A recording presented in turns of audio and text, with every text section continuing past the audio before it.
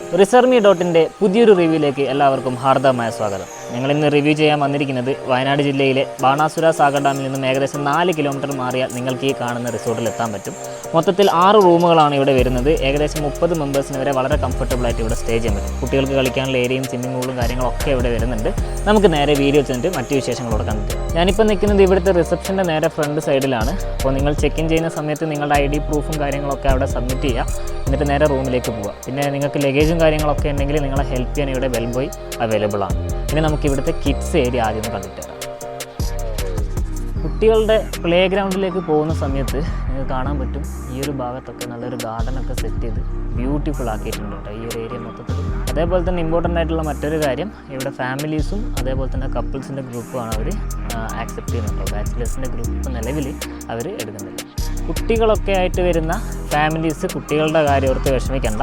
അവർക്ക് കളിക്കാനുള്ള കുറച്ച് ആക്ടിവിറ്റീസ് അവരിവിടെ കൊടുത്തിട്ടുണ്ട്. സ്ലൈഡറും അതേപോലെ തന്നെ ട്രംബോളിനൊക്കെ ആയിട്ടുള്ള 3-4 ആക്ടിവിറ്റീസ് ഇവിടെ കൊടുത്തിട്ടുണ്ട്. കുട്ടികൾക്ക് ടൈം സ്പെൻഡ് ചെയ്യാൻ ഇത് അവരെ ഹെൽപ്പ് ചെയ്യും. അപ്പോൾ കുട്ടികളുടെ പ്ലേ ഗ്രൗണ്ട് നമ്മൾ കണ്ടു കഴിഞ്ഞു. ഇനി വേറെ എന്തൊക്കെയാണ് ഇവിടെ കൊടുത്തിട്ടുള്ളത് നമുക്കൊന്ന് കണ്ടു നോക്കാം. ഈ നടക്കുന്ന പാത്തൊക്കെ അവർ വളരെ നല്ല ക്ലീൻ ആയിട്ടാണ് കീപ്പ് ചെയ്തിട്ടുള്ളത്. അതേപോലെ തന്നെ ഈ ഒരു സൈഡിലേക്ക് വരുമ്പോൾ നമുക്കിവിടെ ചെറിയൊരു ഫിഷ് പോണ്ടൊക്കെ കാണാൻ പറ്റും. അത്യാവശ്യം കളർ മത്സ്യങ്ങൾ ഇതിലുണ്ട് കേട്ടോ.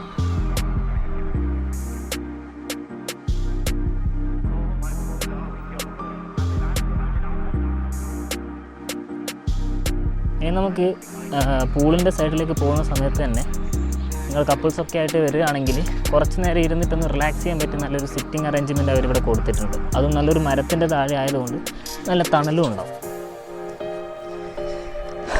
മോർണിംഗ് ടൈമിലൊക്കെ ഇവിടെ വന്നിരുന്നു കഴിഞ്ഞാൽ നമുക്ക് നല്ല ഈ ഒരു തണുത്ത കാറ്റും കാര്യങ്ങളൊക്കെ ആസ്വദിച്ച് ടൈം സ്പെൻഡ് ചെയ്യാൻ പറ്റും കേട്ടോ.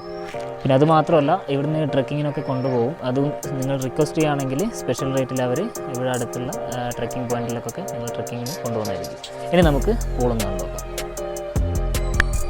അതേപോലെ ഇവിടെ കോമൺ പൂളാണ് വരുന്നത്. അതും അത്യാവശ്യം നല്ല വലുപ്പമൊക്കെ ഒരു പൂളാണ് കേട്ടോ. നിങ്ങൾക്ക് ഈ ഒരു വഴിയിലൂടെ ഒക്കെ നിങ്ങൾക്ക് ഇറങ്ങിയിട്ട് പൂളിലേക്ക് വരാം. നമ്മൾ പൂളിലെത്തുന്നതിൻ്റെ മുമ്പ് തന്നെ ആദ്യം ഇവിടുത്തെ ക്യാമ്പ് ഫയർ ഏരിയ കണ്ടിട്ട് നമുക്ക് പൂളിൻ്റെ അടുത്തേക്ക് പോകട്ടോ. ഈ ഒരു ഭാഗത്തായിട്ടാണ് അവർ ക്യാമ്പ് ഫയറിനുള്ളൊരു ഏരിയ മൊത്തത്തിൽ കൊടുത്തിട്ടുള്ളത്.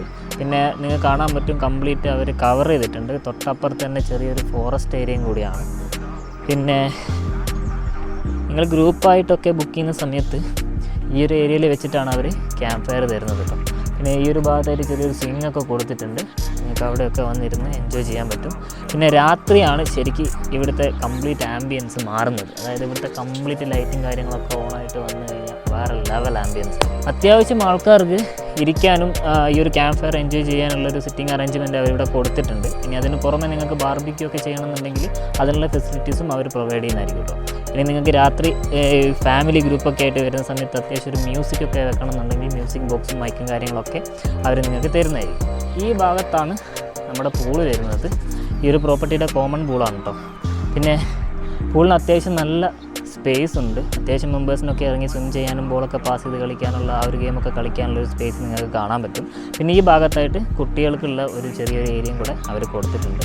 പിന്നെ അതേപോലെ തന്നെ നീന്തമൊക്കെ അതായത് സ്വിമ്മിംഗ് ഒക്കെ അറിയാത്തവരുണ്ടെങ്കിൽ പേടിയൊക്കെ ഉള്ളവരാണെങ്കിൽ നിങ്ങൾക്ക് അവിടെ ചെറിയൊരു സേഫ്റ്റി എക്യുപ്മെൻറ്റ്സ് ഒക്കെ കൊടുത്തിട്ടുണ്ട്. അതൊക്കെ ഇട്ട ശേഷം മാത്രം ഇതിലേക്ക് ഇറങ്ങാം.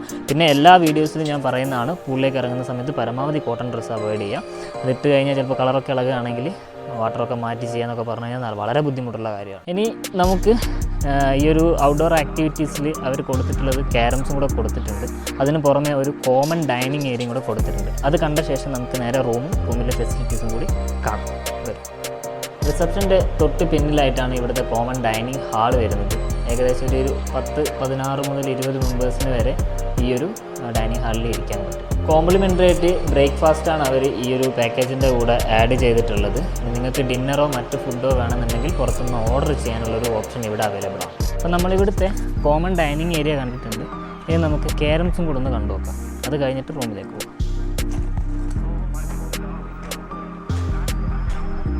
ഇവിടെയുള്ളൊരു കോട്ടേജിൻ്റെ നേരെ താഴെയുള്ള ഗ്രൗണ്ടിലായിട്ടാണ് അവർ ക്യാരംസ് കൊടുത്തിട്ടുള്ളത്. ഇവിടെ ആകുമ്പോൾ നമുക്ക് വെയിലൊന്നും അങ്ങനെ കൊള്ളത്തില്ല. അതുകൊണ്ട് തന്നെ നല്ല കംഫർട്ടബിളായിട്ട് ഇരുന്നിട്ട് ഗെയിംസൊക്കെ കളിച്ച് ആസ്വദിച്ചിരിക്കാം. ഇപ്പോൾ ഇത്രയും കാര്യങ്ങളാണ് റിസോർട്ടിൻ്റെ ഔട്ട്ഡോറിൽ വരുന്ന ആക്ടിവിറ്റീസ് ഉള്ളത്. അപ്പോൾ ഇനി നമുക്ക് ഇവിടുത്തെ ഓരോ റൂംസും ആ റൂംസിൻ്റെ ഫെസിലിറ്റീസും ആ ഒരു ടൈപ്പ് ഓഫ് വ്യൂ ഒക്കെ നമുക്ക് എന്ത് ചെയ്യാം ഒന്ന് കണ്ടിട്ട് വരാം.